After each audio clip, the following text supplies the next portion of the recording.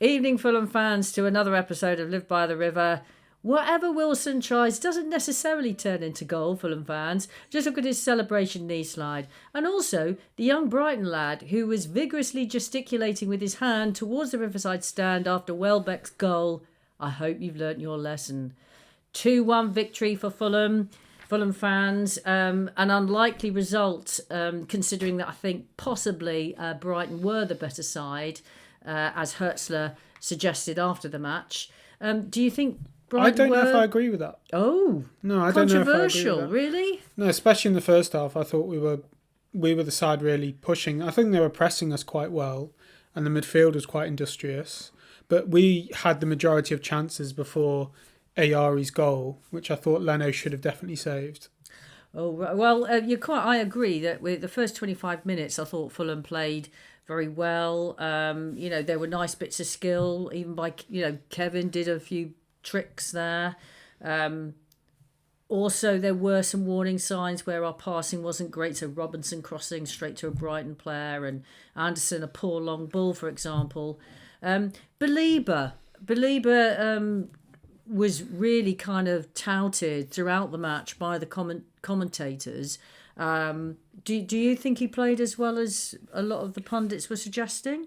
No, I think it's the organic narrative that's going to happen for Brighton, considering he was so highly rated last season. But it did seem they were trying to force it because he was a 100 million touted player, Right, okay. that he was this unbelievable talent, which he might still be. But I thought, other than being a very effective presser of the ball, I don't think he really commanded the game. I mean, Brighton must hate us because we're becoming a little bit of a bogey team for them. And we've got 2 last-minute results against them this season alone. Yeah. But the games against Brighton for the last 3 or 4 years, certainly in the Silver Fulham era, we just tend to kind of cancel each other out. So I don't think any player or side really managed to get a grip of the game. So I don't know why they kept on going on about Belabor and Van Hecke when there wasn't really either team had a stable control of it. I mean, there were swings and it went one way and it went another, but I don't think there was ever a period of domination from one side, which is kind of a common theme with our games against Brighton. Oh, really? I thought Brighton did tend to dominate when there were obviously passages of play where I thought dominated without being effective in the slightest, because whenever we did get into our final third and there was the killer pass, that tended to break down. I mean, in the 23rd minute, you had Raul's chance where he did that beautiful dance around the Brighton defenders and set himself up, but then hit it straight at the goalie, who did well, I thought. Yeah, Verbruggen had a bit of a mixed game. Again, he's got a bit of history against us, where last season he passed it straight to Iwobi for a goal. But I think Raul does really well, and to be fair to him, he's very close to the keeper.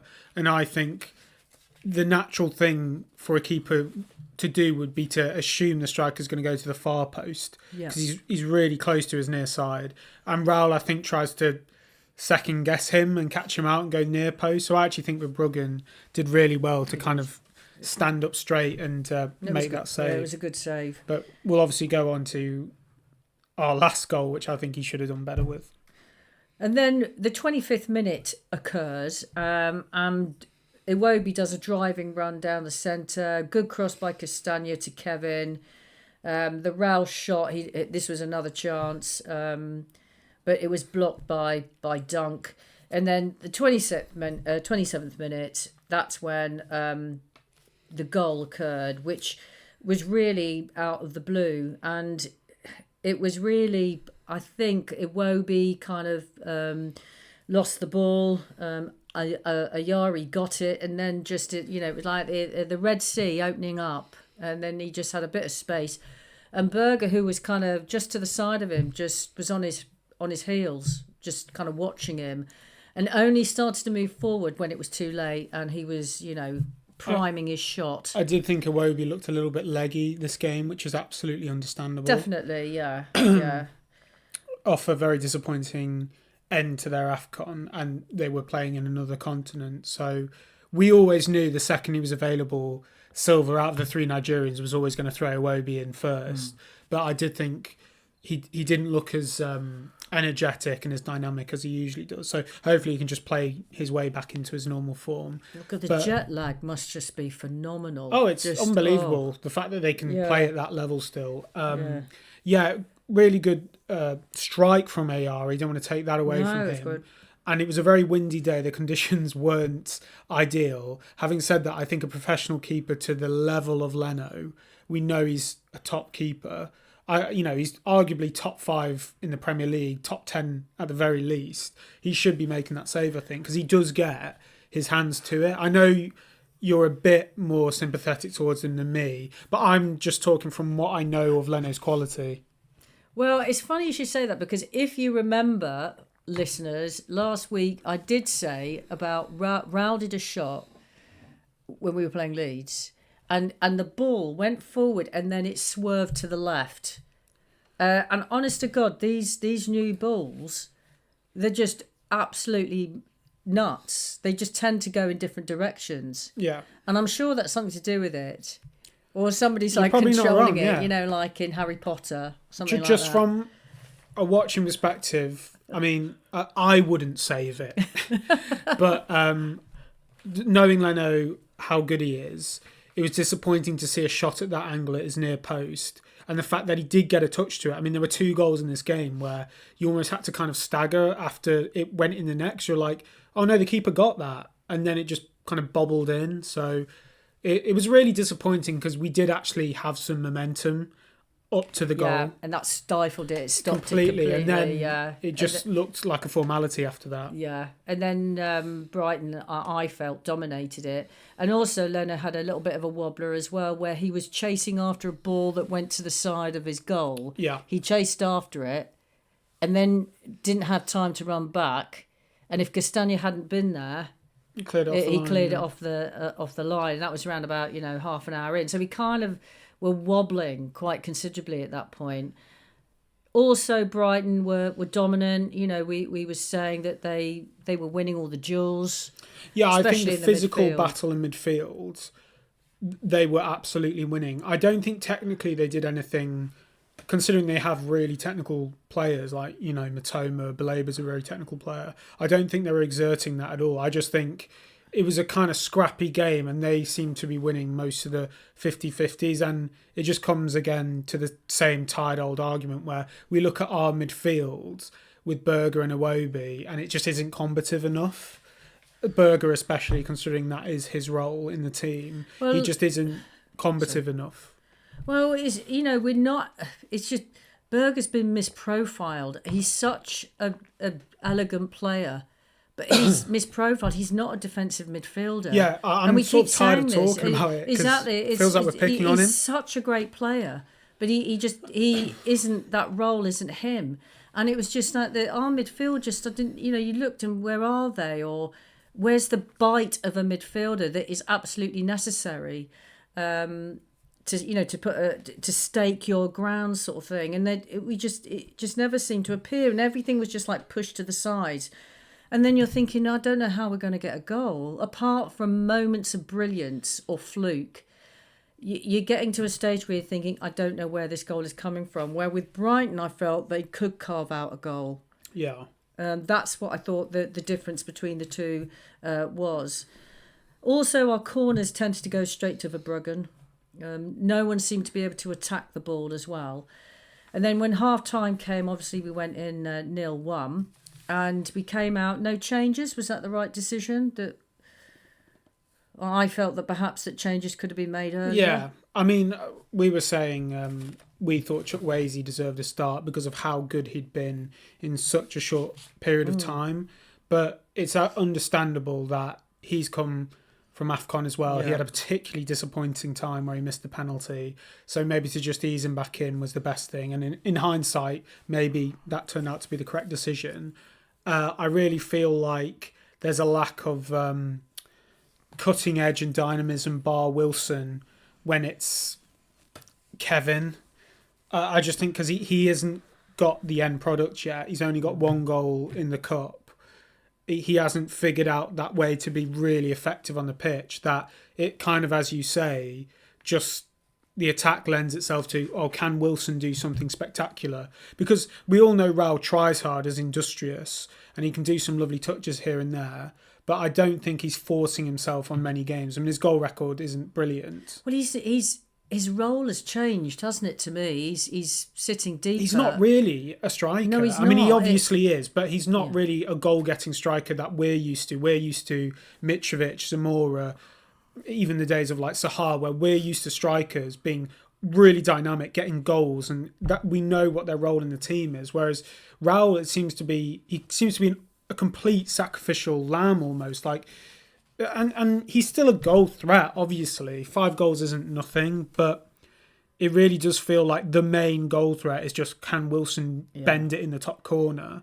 Which he actually did this game, and he has been doing, because he's on this, maybe purple patch is harsh, but he's on the best run of his career. We'll come to this later. Yeah, and look into so that a bit I later, think the other player in the squad that can offer it is Chukwueze. So to answer your question in a long way, I think he could have brought Chukwueze on earlier. Thankfully, he eventually did bring him on, and he did. He didn't wait till his usual 62nd, 65th minute. 58th minute, Kevin came off, and Chukwueze on, and Robinson, who again was having not a great match, came off for Sessegnon. You don't think he still looks like back to his full fitness? Well, I'm hoping. I mean, we don't know, do we? But no. I'm presuming that he's still not fit. I mean, I'm hoping to God it's not, all the surgery and the fact that he might have lost a bit of pace and everything. But I don't know. I don't think anybody obviously knows apart from him what the situation is. But he's sort of a bit of a pale imitation of himself at the moment, and just hoping that he can get back to his form for his sake, because he must be very frustrated, especially with a World Cup coming up. Then, of course, I thought that the 2 substitutions didn't make an immediate impression. I didn't feel. Again, the midfield wasn't for us, wasn't particularly there. Smith Rowe's match, do you think? I mean, he was industrious. He came off in the 68th minute, and Kearney on, was that an improvement? I just think we have to accept that Smith Rowe is a useful squad player, and perhaps isn't the star that the fee and the hype maybe told us he was. And he can be an incredibly useful and valued member of this squad, but maybe isn't the guy to hang the hopes of a European aspiring team. Because what are we if we're not that under Silva? Because if we can all accept that under a manager as good as Silva, going down isn't really on the cards, then are we just saying that we're going to stay in mid-table? We want to bridge that gap, right? So I think it's not unfair to say that maybe Smith Rowe isn't the guy we're going to have to hang our hopes on if we want to bridge that gap. Doesn't mean he's not a very, very useful member of the squad. Yeah. But this game, for example, he has a lot of these types of games where he just doesn't really do enough, in my opinion. No, that's what you're right to your opinion. I'm still hoping that he'll still have a bit of a breakout. Oh, God, there's no Fulham fan that doesn't. Exactly, no, I'm not saying that. No, absolutely. Yeah. Everybody wants that. It's just, you keep hoping, and and his industriousness has definitely improved, and I think he's far more aggressive than he used to be. I just do hope it works out. Put it this way, you look at the impact that Chukwueze's had. Exactly, yeah. And he's had 3 starts.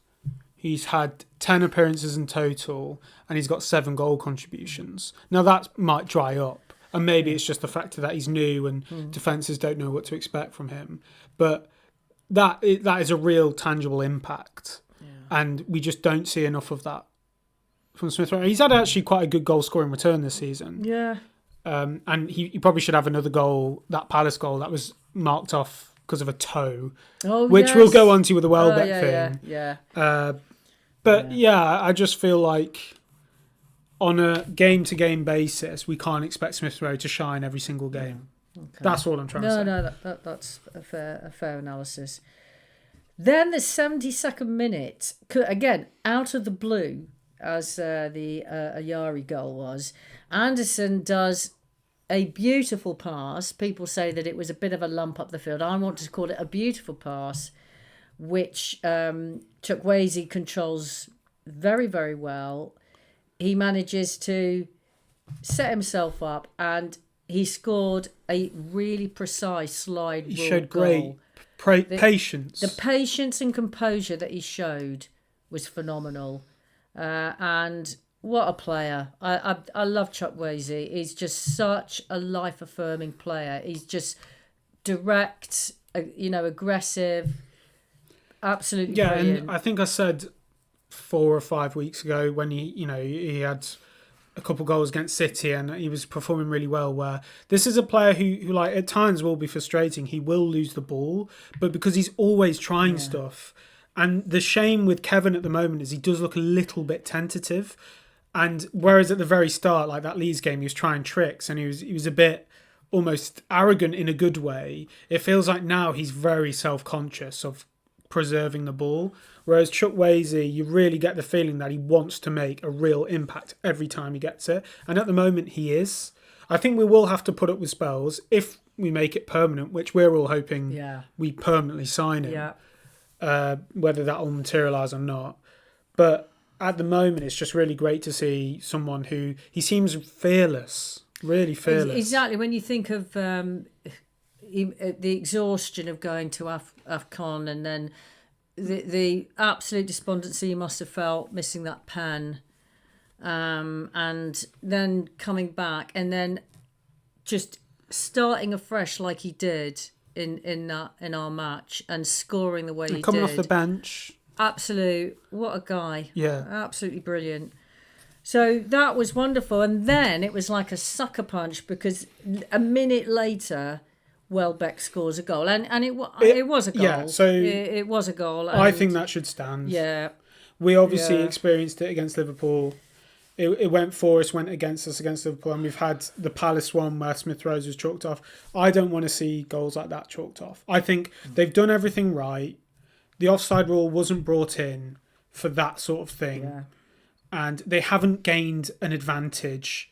I know you could be super pedantic and said, well, they technically have, but I think it was Welbeck's shoulder. It was a quarter of it, like Chukwueze's toe. It's like he hasn't even scored with that part of his body. So I do really feel for Brighton fans there. And, usually you get a goal chalked off against you and you should feel really happy. But in a way, it's kind of a weird feeling because I was thinking, it's not right, that. I just hate VAR. And it's worked for us and everyone goes, people love it when it works for you. I don't even really, because it's not... Okay, we got the win, which was an awesome feeling. Yeah. But the game's about those moments. Yeah. Stop taking those moments away. For football fans and in the long term, and that's what we've got to think about, the long-term health of this game. If you're going to ruin, and it is ruined, even if it is accepted in the end, it isn't ruled out, you're still stopping yourself from properly celebrating because you're waiting for VAR. Every time. So, for example, in the Manchester v Arsenal match the other day, and they were waiting for a handball, and it spoils the whole experience for football fans. And that just needs to stop. I think it's too late. It is. It's too late. Obviously, it's going to be with us. There's no way that you can put it back in the box. Just this. Yeah. Yeah, I thought Welbeck kind of deserved it, and it was a great move. I think Matoma slid him in, and I would be annoyed if I was a Brighton fan. They scored a second legitimate goal, in my opinion. Oh, and do you think he should be going to World Cup then on his present form? It's an interesting conversation. I think it just comes down to really a stylistic thing. Do you want an English striker who's something different from Kane, in which case you'd probably have to say Watkins on his records? Watkins would be the number one pick. Or do you want someone who can kind of mimic Kane's hold-up play the best? No one can mimic Kane. He's one of one. But I think Welbeck does do lovely touches here and there. He can hold it up. He can be a bit more of a focal point. Me personally, I would probably err towards Watkins just for something different. And he is younger. He has got more goals recently. But I'd love to see Welbeck there. He always performed for England. I mean, what an awesome player. I mean, what 34. Was it? Good God. I mean, absolute respect for that. But yeah, that's an interesting problem for Tuchel. So back to the match then, listeners. So round about the 78th minute, you've got a couple of attempts. You had that Welbeck header that went, thankfully, straight to Leno. I mean, he parried it over the post. At this point, I don't know about you, but I'm just thinking a draw's fine. Yeah, just thought, can we hang on? As the usual thing, replicating exactly what my father used to do. Can we hang on until the whistle blows? And then you've got Milner comes on for Belieber. I think Minte comes on for, is it Gomez? Yeah. Around about the 80th minute. And again, we get corners. They don't work out. And then I think really in the sort of the 80th minute, right till we score, they are swarming us. It was, to me, I was just waiting for them to score that second goal. The pressure at the moment in our final third was pretty appalling. They then do a triple substitute in the 87th minute, which I didn't understand. Yeah. I thought that actually, probably, in hindsight, maybe Hertzler wouldn't have done that Changed too much, yeah. I think he changed it too much. We brought on King for Iwobi, and he immediately had an impact. Bit of energy. Bit of energy, and he won that free kick. And then, the rest is history. Wilson scored that free kick and again did something completely out of the blue to get us that win. It was a great strike, and I think with the conditions of the day and, as you say, the new ball, it's enough just to get it on target to create an issue. Verbruggen gets his hands to it. Yeah. I think he should save it. If you're a Brighton fan, I think you'd be annoyed. I think he would. He was looked pretty devastated, didn't he? But because it was. We sort of didn't celebrate it initially because we assumed it had kind of gone behind. Yeah, I couldn't work out the dynamic. Yeah, the dynamics of it. Yeah, definitely. But it's just fair play to Harry Wilson. I mean, he didn't have his overall best game. Oh no, he didn't. It's just everything he's doing, everything he's hitting. He just seems to be top confidence, and his technique just seems to have gone up a level. He was always an amazing technical player, but it really seems to be, even the shots that are missing, they're close. I remember he had a shot in the first half where it was still dangerous. It was just complete chancer, and it only went a metre or so above the goal. So it really looks like he's in the form of his life. And I know he's stalling those contracts because I think he wants some assurances that Silva's going to stay, which I think is fair enough. Yeah. And we don't mean this in like a threatening way, or because at the end of the day, he's had to sit on the bench a lot for us. So he is within his rights to think, well, if I wasn't playing this well, the club wouldn't be looking after me. So when I'm playing well, I have to look after me. But I just think it would be a mistake all around if he left. For him, for us. I just think it's one of those situations where everyone would lose, because I don't think he would be this accommodated anywhere else. I don't think the form would be replicated as such. And I don't think we could replace what he's giving us right now immediately. Even if it was with like an Oscar Bob, well, we may as well keep someone who's performing to this level for us now. So I just think it would be a really sad situation if he is not here next season. So yeah, we move on to the transfers or lack thereof. And I really am a little bit iffy about the talk about Oscar Bob. I don't know why we're spending that amount of money on a player that's actually injured now. I mean, he a devastating injury, which I think he was out for at least 8 months or at least. And then he came on in December for Manchester City in the League Cup against Brentford, and he lasted 20 minutes and came off holding his hamstring, and he's still got this hamstring injury. So I think no matter what you say about how brilliant he may be, I think the first key issue is he injury prone? The second key issue is that just get Chukwueze. Chukwueze plays on the wing. That's what we need, and I would imagine that's fairly straightforward. I think they want 2 wingers for each flank, So if we're saying Kevin is just the first choice left winger, Well, Wilson theoretically should be the other one. Wilson, he's been experimenting a lot behind the striker as a second striker. Fair point. So maybe just getting another body in. It looks like Traore's more or less gone to West Ham. It looks like it's done. So dusted. I don't hate it, but then I also agree with you that the defensive midfielder and then striker is. I mean, poor Raul is. He's just absolutely ran ragged at the moment. So like we said, I think about 50 million times, we need that defensive midfielder. We need someone to protect our back four. We need someone that can be absolutely relied on to stop. And be there and have that bite in midfield, and that is what we're so desperate for. I don't know why we're looking for a second winger. And I think I don't get it. We've bid 28 million, haven't we, for this Pepe. Pepe, whose goal record isn't great, unbelievable, and he's injured. He's got a broken arm, hasn't he? But I know there's been names like Troy Parrott, and then. Don't know how to pronounce it, but is it Hyun Kyu, the South Korean guy? Genk. Yeah, but then I looked at his goal record and that wasn't brilliant either. Yeah. So we're very much investing in potential here. The same with Bob. He hasn't got many Premier League experience or appearances. So we're very much investing in potential. And we're at the stage where we're thinking, go on, like teams around us are trying to buy players. I mean, I know... West Ham have already got 2 forwards about 2 weeks ago. Yeah. So, I don't get it. And we're kind of fortunate that we're not like Palace, we're not like Bournemouth, where our players are so sort of fashionable that they're getting stolen all the time. Palace have lost Gahey and it looks like Mateta's out the door. Bournemouth lost Semenyo, which is huge. We've kind of, because we're a little bit of a team of sort of unwanted toys, to use the Moneyball quote, no one really wants our players. So why not just build on that? Because we're 7th. We find ourselves sitting 7th in the table somehow. Literally one good run can get you in an awesome position.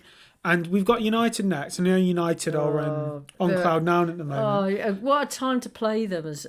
How United would it be to beat Arsenal and City, but then lose to us? Hopefully... that will be the I think we're the real test for Carrick because I think the plan sort of sells itself against those two teams, and I think the pressure's going to be massively on them to perform, but to the level of those 2 games against us. And I have a feeling Silva, because he's a great coach, Silva. So what Silva will do, I think, is just go, come on then, dominate. I think he might even go 5 at the back, but I think he'll definitely cede ground, knowing that the Mbuemos and Diallo's, they do need space to run behind, and Bruno needs space to pass into. So Silva, I think, is too clever for that. He's not going to give him that space. Whereas Pep and Arteta, they have to dominate United. Well, the pressure was on them, wasn't it? Because United are a laughingstock. Whereas we're very happy, and Silva's very happy compromising that game because the pressure's now on them. Carrick's playing for his job, managing for his job, essentially.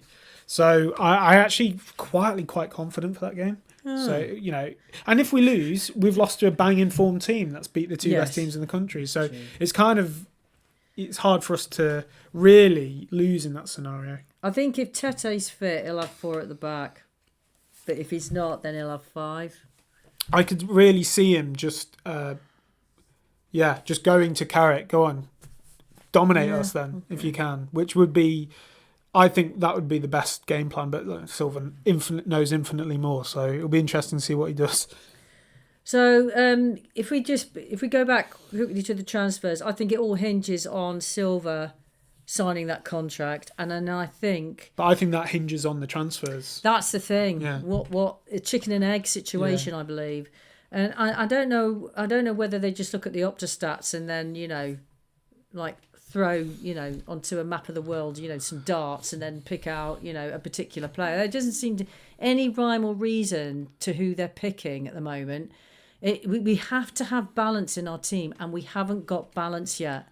And that's what I'm really worried about. Going for this very kind of, flamboyant sort of signing that looks like we're being really kind of ambitious with another winger like Oscar Bob that costs a lot of money. But that's not what we need. We need that midfield shoring up. We need either something slightly creative, but certainly something very defensive. And I think that's what needs to be done first. I don't know why they aren't absolutely we've never replaced Polina. And that is what we need to have, something like that. I agree. We can't keep going. I know, we're tired of this. We're tired of this. We've been saying this for 2 seasons. Right, so I think we're still rather worried about the transfers. Understatement. It's usually an entertaining deadline day with Fulham. Absolute nuts. And I think this match absolutely was a red flag. Yes, we won it, but to me it was a massive red flag because it showed us all the things that we needed in the transfer window. Midfield needs massively improving, and Raul can't carry on. He can't carry on like he's just absolutely. He has a great shot first 60, and then he's essentially a player down because he's just knackered, understandably. And just thinking that this can carry on, that we can just wait for Chukwueze to come up with something brilliant, and then Wilson to do something, out the stars. We can't keep depending on this. And people talking about Europe. There's no balance to that team, and that is what I think Silva. This is a bit of a guess, but I'm sure this is what he can see, and this must be really frustrating. And I'm also concerned that if Frank is, sacked, I can see Silva going to Spurs, but you're saying that they don't want someone from a mid-table club because I think of what they would Frank see was. that as a red flag again to get another manager from a mid-table club. I actually always thought Silva was the better fit for Spurs because it seems like Frank and Glasner, they're almost an extreme, whereas Silva and then Iriola's the other extreme. Whereas Silva seems a very balanced manager. He can be very proactive, but he can also be very pragmatic. But I think Spurs would be a bit reticent to go down that route again, which is great for us. We keep an amazing manager. Absolutely, and we just needed to get to sign that contract so that and then Wilson, like you say, then Wilson hopefully will sign, because we've seen quite a few Fulham players leave with all their ambitions, which is absolutely fair enough, and then they're sitting on a bench. Yeah. For the rest of in their prime. Yeah. Which is really awful. Really terrible. Harvey Elliott is just in a no man's land at the moment. Yeah. And that must be so demoralising, unbelievable. All that talent just sitting on the bench is just awful. So, we massively mixed reactions. Absolutely wonderful we won. We're not saying otherwise. But there were a couple of issues that really raised their ugly heads in that match that are persistent and they're not going away. And just to obviously, I know that the reason why you're still waiting, listeners, is for the Optastats. And just again, have you seen my list? Who got the I don't know. Who got the highest Opta? Anderson. Anderson did, yes. He got the highest for Fulham. Yari got the highest for Brighton. Wilson got 26, Leno 20 because he was quite busy, I imagine. If you think Berger got 15, which isn't bad, but he didn't make any interceptions at all throughout the match, although he did tackles, but he did get a yellow card. RXG was about 1.049, and this is from the Opta stats, not from the BBC, which is slightly different. And Brighton's XG was slightly more with 1.59. And just again, something that I thought was quite illuminating. Which side sprinted the most? Had the biggest percentage of sprinting? I would have said Brighton. Definitely 1% more than us. Yeah.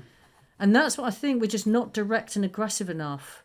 That's something that I think came out in that match too. So Fulham fans, it's a Sunday. It's a Sunday match against Manchester United. A lot of people are saying that this is the true test for Manchester United, but it's not about them, it's about us. If we could try and, it'd be quite nice to win that, wouldn't it? Be quite nice. I can't see it myself because they're on a bit of a higher purple patch at the moment. But please join us when we do review Manchester United v Fulham on Sunday, and do hope that you have a good week and join us then.